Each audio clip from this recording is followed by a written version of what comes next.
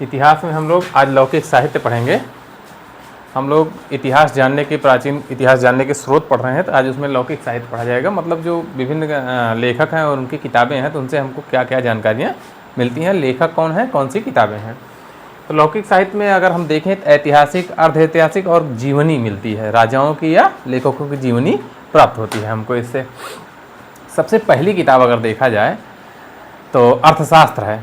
अर्थशास्त्र जो चंद्रगुप्त मौर्य थे उनके प्रधानमंत्री थे कौटिल्य, विष्णुगुप्त या चाणक्य, 3 नाम था उनका।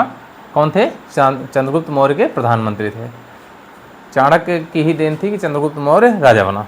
ठीक, तो उन्होंने अर्थशास्त्र लिखा है। अर्थशास्त्र देख के इसको ये मत समझिएगा कि इसमें आर्थिक व्यवस्था दी हुई है। इसमें आर्थिक व्यवस्था बिल्कुल नहीं दी है। इसमें सामाजिक और राजनीतिक व्यवस्था दी गई है। इसका वर्णन है, सामाजिक और राजनीतिक व्यवस्था का वर्णन है। ये पहला ग्रंथ माना जाता है, राजनीतिक ग्रंथ, जिसमें शासन करने की व्यवस्था विधि बताई गई है कि कैसे शासन किया जाए। ठीक है, शासन के 7 अंग बताए हैं, तो वो सब मौर्य काल में पढ़ा जाएगा। तो अर्थशास्त्र क्या है? तो चंद्रगुप्त मौर्य के प्रधानमंत्री चाणक्य, विष्णुगुप्त या कौटिल्य ने इसको लिखा है। अर्थशास्त्र को पहला राजनीतिक ग्रंथ है, एक वृद्धि ग्रंथ है। इसमें 15 अधिकरणों में बटा है, मतलब इसमें 15 पाठ हैं इसमें अर्थशास्त्र में। ठीक है, और ये क्या बताता है? राजतंत्र और अर्थव्यवस्था का अच्छा मिश्रण बताता है। ठीक, दूसरी किताब है विशाख दत्त की मुद्रा राक्षस। विशाख दत्त की मुद्रा राक्षस, क्षेमेंद्र ये लेखक हैं, इनकी किताब है बृहत कथा मंजरी और सोमदेव का कथा सारित सागर। ये 3 किताबें हैं, 3 लेखक हैं, इनकी किताबें हैं। इससे क्या जानकारी मिलती है? तो मौर्यकालीन जानकारी हमको प्राप्त होती है। पतंजलि का महाभाष्य, पतंजलि लेखक है, महाभाष्य किताब है। कालिदास का माल विकाग्निमित्र, इन दोनों किताबों से हमको शुंग काल की जानकारी प्राप्त होती है। ठीक, कामंदक नीतिशास्त्र, ये सब नहीं पूछा जाएगा, ये पूछेगा किसकी किताब है। ठीक, जैसे कामंदक की कौन सी है? नीतिशास्त्र है। शूद्रक की मृच्छकटिकम है, जिस समय शूद्रक लिखी गई उस समय के तत्कालीन समाज का यथार्थ वर्णन किया है इन्होंने। फिर कल्हड़ की राजतरंगिणी बहुत पूछी जाती है। कश्मीर का इतिहास इसमें दिया है। ठीक है, कश्मीर का इतिहास दिया है, संस्कृत में लिखी गई है। ठीक, 3 वंश थे, जो कश्मीर के 3 वंश थे। 1050 के बाद का वर्णन इसमें दिया गया है। किसमें? कल्हड़ की राजतरंगिणी, कश्मीर का इतिहास है। ठीक, संस्कृत भाषा में लिखी गई है। सोमेश्वर का रसमाला और कीर्ति कौमुदी, 2 किताबें हैं सोमेश्वर की, रसमाला और कीर्ति कौमुदी। मेरुतुंग का प्रबंध चिंतामणि है, मेरुतुंग का प्रबंध चिंतामणि, और राजशेखर का प्रबंध कोश है, राजशेखर का प्रबंध कोश। ये सोमेश्वर, मेरुतुंग और राजशेखर, ये 4 किताबें, रसमाला, कीर्ति कौमुदी, प्रबंध चिंतामणि और प्रबंध कोश, इससे गुजरात में चालुक्य वंश का जो शासन था उसके बारे में हमको जानकारी प्राप्त होती है। आते हैं गार्गी संहिता, एक ज्योतिष ग्रंथ है, इसमें ज्योतिष का वर्णन है। ठीक है, इसमें भारत पर होने वाले यवन आक्रमण, जो मौर्य साम्राज्य के समाप्ति के बाद यवन आक्रमण हो रहे थे, उसकी जानकारी किसमें मिलती है? गार्गी संहिता मिलती है। और एक विद्वान थे अश्वघोष, इनकी किताब है बुद्धचरित। बाणभट्ट का हर्षचरित, ये खूब पूछी जाती है, बाणभट्ट की हर्षचरित। वाकपत की गौड़वहो, बिल्हड़ का विक्रमांक देव चरित, पद्यगुप्त का नवसाहसांक चरित, संध्याकर नंदी का रामचरित, हेमचंद्र का कुमारपाल चरित, जयानक का पृथ्वीराज विजय, कात्यायन का वर्तिका और अली अहमद का चचनामा। कहीं कहीं लिखा रहता है, लेखक पता नहीं, कहीं कहीं अली अहमद की चचनामा। तो ये इतनी किताबें होती हैं किससे? हमारे लौकिक साहित्य, मतलब लौकिक मतलब जहाँ हम लोग रह रहे हैं, इस यहाँ से संबंधित जो साहित्य हैं वो। पारलौकिक मतलब जो देवी देवताओं से संबंधित होते हैं वो। तो इन सबसे हमको इतिहास की जानकारी प्राप्त होती है। ठीक, किताबों को एक बार देख लीजिएगा। अर्थशास्त्र किसकी है? चाणक्य, कौटिल्य या विष्णुगुप्त की है। कौन थे? चंद्रगुप्त मौर्य के प्रधानमंत्री थे। 15 पाठ में ये विभाजित की गई है। इसमें अर्थशास्त्र और राजनीति का अच्छी जानकारी प्राप्त होती है। विशाख दत्त की मुद्रा राक्षस, क्षेमेंद्र का बृहत कथा मंजरी और सोमदेव का कथा सारित सागर, इन 3 से मौर्य काल की जानकारी मिलती है। पतंजलि के महाभाष्य और कालिदास के माल विकाग्नि से हमको शुंग वंश की जानकारी प्राप्त होती है।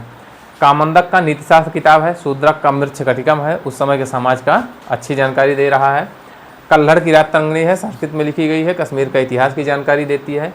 सोमेश्वर की रसमाला और कीर्ति कौमुदी है। मेरुतुंग का प्रबंध चिंतामणि है। राजशेखर का प्रबंध कोश है।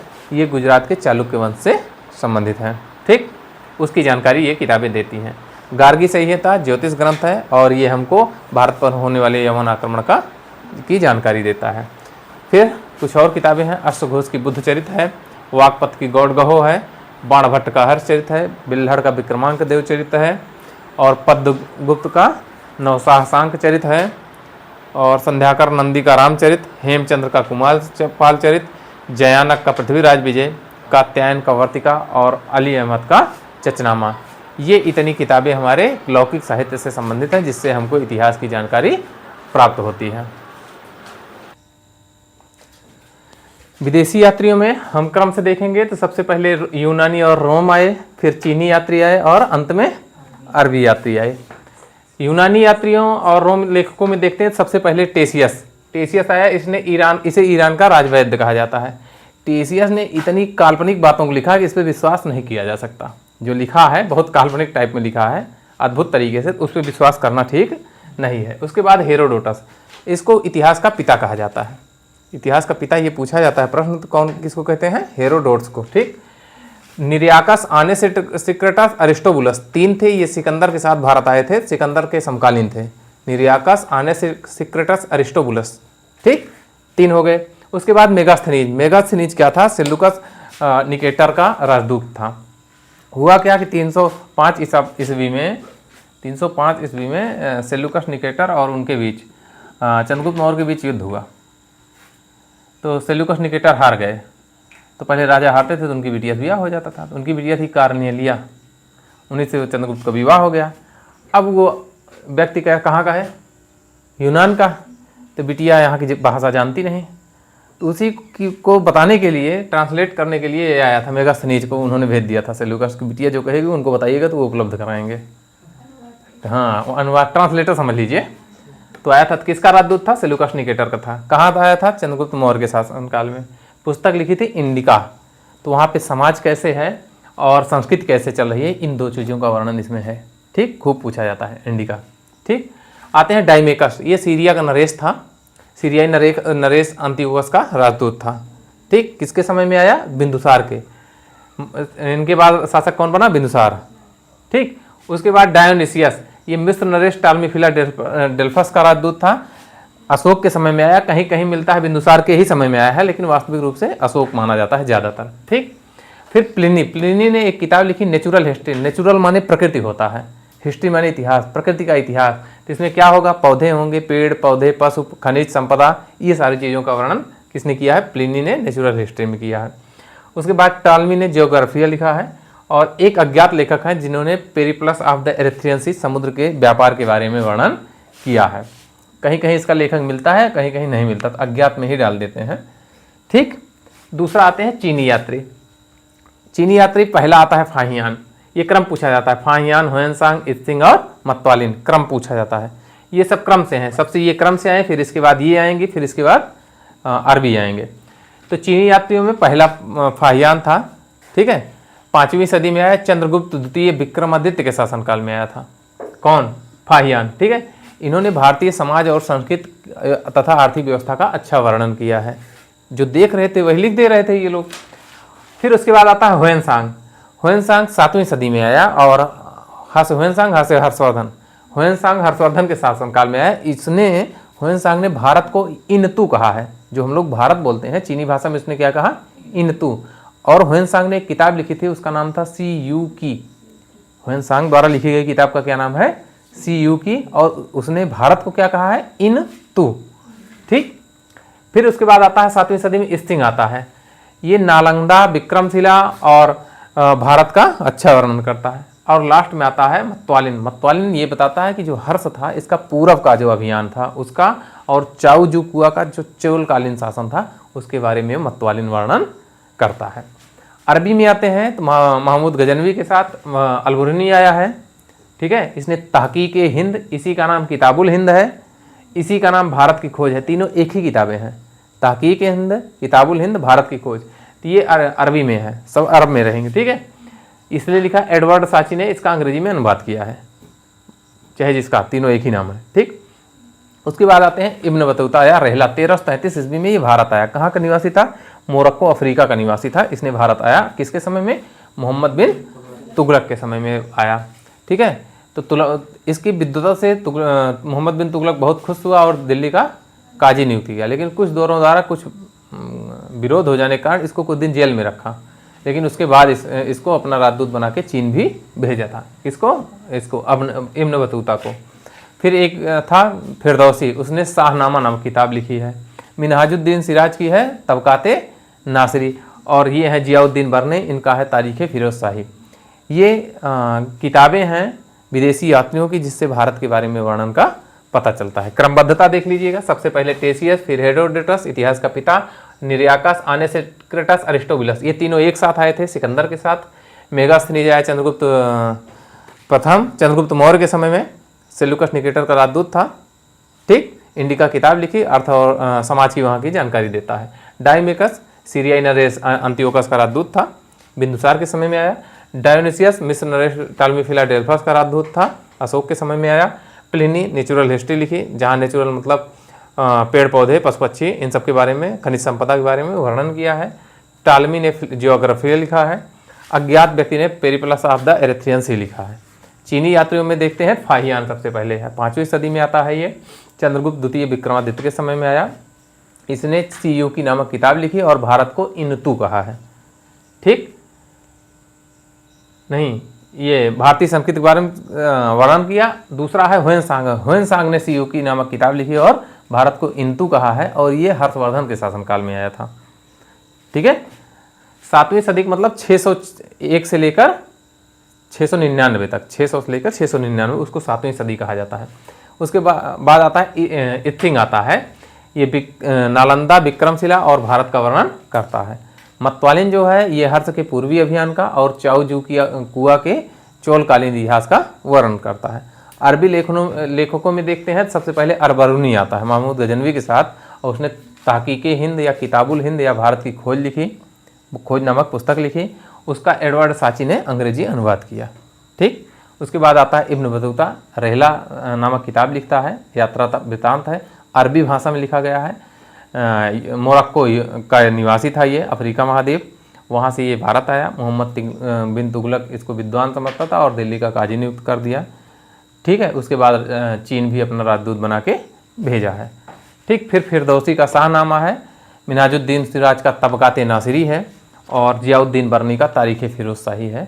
इन सब से हमको अपने इतिहास के बारे में जानकारी प्राप्त होती है। अब हम लोग प्राचीन इतिहास की शुरुआत करते हैं, तो उसको कालखंडों में विभाजित करते हैं। प्राचीन इतिहास कैसे कालखंडों में विभाजित है? तो प्राचीन इतिहास का विकास जब हम देखते हैं तो इतिहास 3 प्रकार से होता है, प्रागैतिहासिक काल, ऐतिहासिक काल और ऐतिहासिक काल। 3 पार्ट होते हैं। प्रागैतिहासिक काल में ना तो कोई लिखित साक्ष्य है, कोई लिखित साक्ष्य नहीं है, केवल पुरातात्विक जो खुदाई से सामान मिले हैं उन्हीं के आधार पर इसकी चर्चा की जाती है। ठीक है, उदाहरण इसका है पाषाण काल। जो पाषाण काल है वो केवल पुरातात्विक खुदाई के आधार पर बताया गया है। दूसरा है आद्य ऐतिहासिक काल, इसमें लिखा तो गया है लेकिन हम लोग उसको लिपि उसकी पढ़ नहीं पा रहे हैं। ठीक, इसके उदाहरण कौन है? तो सिंधु सभ्यता और वैदिक सभ्यता, 2 सभ्यताएं ऐसी हैं जिनकी लिपियां तो हैं लेकिन हम लोग अभी पढ़ नहीं पाए हैं। तीसरा है ऐतिहासिक काल, इसमें पुरातात्विक और साहित्यिक दोनों साक्ष्य मिलते हैं और विदेशी यात्रियों के वर्णन भी इसमें शामिल किए जाते हैं। किसमें? ऐतिहासिक साक्ष्य में।